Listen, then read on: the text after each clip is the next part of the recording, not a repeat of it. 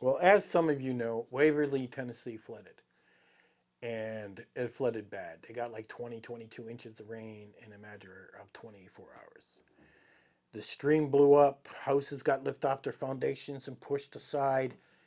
Apparently, nobody had flood insurance. Nobody. Now, a lot of donations have been pouring in. I mean, from clothes to blankets to water, you name it, tons and tons of donations are turning in. There was even a couple that was hanging on to their twins and they lost them both and they died, which is sad. They're running a GoFundMe. From what I understand, that GoFundMe was at 50,000 last time. They only wanted 5 to help with the burial. I guess that's gone quite high. So maybe they'll be able to get a house out of the deal. Um, it's just horrible what's going on. Now, I was going to go down there and have a look. It's only an hour from me. I really didn't want to get in the way. And the other problem is to take my truck in there. I mean, I probably end up putting some spikes through my tires or whatnot. I mean, it's a war zone. You know, it really is. And I did go up to the highway and I did fill my truck up because it's cheaper up there. And I went to pick up the wife a slushy because she likes the slushy at the one truck stop. Couldn't get it. They have no water there because I guess the water that goes there is the water that comes from Waverly. So Waverly has no water. It has no electricity. Those are the two things they don't have right now, and they're trying to hook up the electricity. The um, the power company has a building in Waverly, took out. They've had to bring trucks and stuff in from other places. I did see Army personnel up at the highway.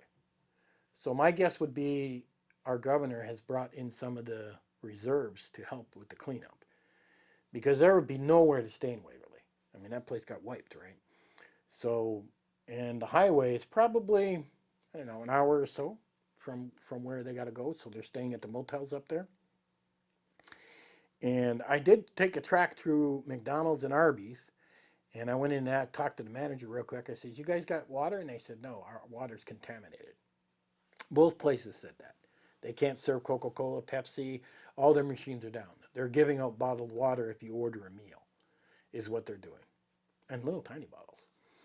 But how long it's going to be until their water is back to working again, who knows? How long is going to be till electricity's on, who knows? They are running on generators for everything there.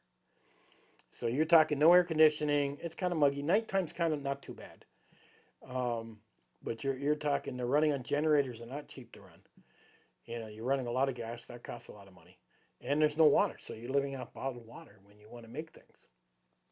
So as a prepper, if you take away from that, all right, think about that. Let's say I'd built my bunker in Waverly, and it came through and flooded me out. I mean, it was at the rooftops, is what it was there. This entire thing would have filled up. It would have been a swimming pool, is what it would have been. There's no way you would have stopped it. And all the supplies and everything I've bought from paled food to it would have been took out. It would have been all gone. You would have been starting over. So that's something to really think about and consider. Now I doubt very much that can ever happen to me, but never say never because you never know what can happen. You may have been putting away supplies for 10 years and then all of a sudden a flood comes through and wipes you out. And what good are those supplies now? You know, it's just scary to be in that position. I've seen posts on Facebook where people are saying, I need estimates on taking apart my house. It has moved down the street a half a block. I need people to come down and remove it. You must be certified. I need references. They're scared to get ripped off, is what's going on. So they got to pay for that out of their own pocket. They didn't have flood insurance. You know, they got to pay somebody. If your house is on somebody else's property, you know, half a block down, you got to pay somebody what? A couple grand to come and take that out? You know, backhoe, dump trucks just to remove that debris. And then you got a clear slate, so then you're going to have to take a look at your foundation and then determine, do I build again? You know, and that's what, 100 grand? That's not cheap.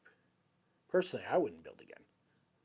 But that's just me. I see a lot of cars for sale coming out of there. I mean, would it be smart to buy any of those cars right now? They're all filled with water. And it would be foolish. It's going to take them a year By the time they get to the point where they got a proper roof over their head, and by the time everything is straightened out. Now, if the city comes in and says, "Look, we're going to fix this. We're going to put walls. You're not going to have to worry about flooding again." I mean, if there was something like that being said, then I might rebuild. But I wouldn't rebuild there. I would just cut my losses and time to move, go rent a place, and think about starting over, and that's it.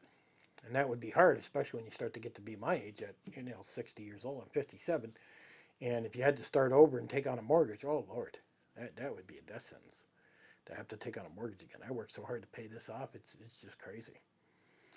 But count yourself lucky that you don't have to deal with that, and really consider what's going on when you see these disasters. Because look at the news, look them up, study from them. I mean, like I said, electricity and water is their two biggest things right now. So it might be smart to have a couple generators, and maybe that is what you're grabbing and heading out with in case something happened. But these people didn't have much time. I mean, literally 15 minutes, boom, everything was gone. Poof, just like that. That's not even enough time to really grab your bug out bag and hit your vehicle. I mean, they really didn't have enough time. I've got pictures of a woman that was up to her neck inside her house. She thought she had time. She didn't. She was trying to wait out. And my daughter's trying to help her right now. But I mean, it's just unbelievable how quick and how hard this hit, and so many people that are basically homeless. We've got churches up there that they've opened the churches, they've removed the pews. I mean, they're literally making as much space as they can. And we're talking cot after cot after cot after cot. You might as well look at it like a FEMA camp. Now, how would you like to be in a room with 50 people all sitting there snoring while you're trying to get some sleep for the next day and you got to attack this mess you got to do? I mean, just nuts. Could you afford to go pay a motel for a month while you go and do this and have that type of, privacy? You can't. So it's going to be, it's pretty messed up. I would not want to be in that situation, and my heart goes out to them. It really does. But you don't want to ignore this stuff when it happens. You really want to look at it and say, well, what if that happened to me? What would I do? Could I have gotten everything out? Could I have prevented it? I don't know. I do have a big water pump. I mean, I have major, where if this bunker really started to flood fast and hard, I could remove the water as fast as it comes in. But could it keep up? You don't know until it happens. You want to say it, you want to say, I'm good. But you don't know until it goes down. And I just hope we never get any type of rain like that here. God, I don't want to have to go through that. But Waverly's looking pretty bad. You can't even get a soda at the McDonald's. Catch you guys later.